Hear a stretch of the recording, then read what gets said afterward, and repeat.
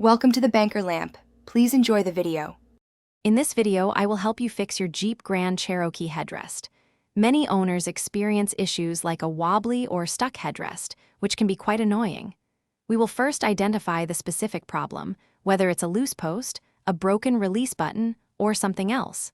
Understanding the root cause is the first crucial step to a successful repair. Let's get started and restore comfort to your ride. Now, let's diagnose the issue and prepare our tools. Carefully inspect both headrest posts where they enter the seat.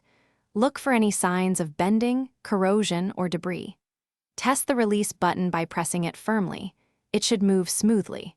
For most repairs, you will only need a flathead screwdriver, a pair of pliers, and possibly a small flashlight to see into tight spaces. With your tools ready, let's begin the repair.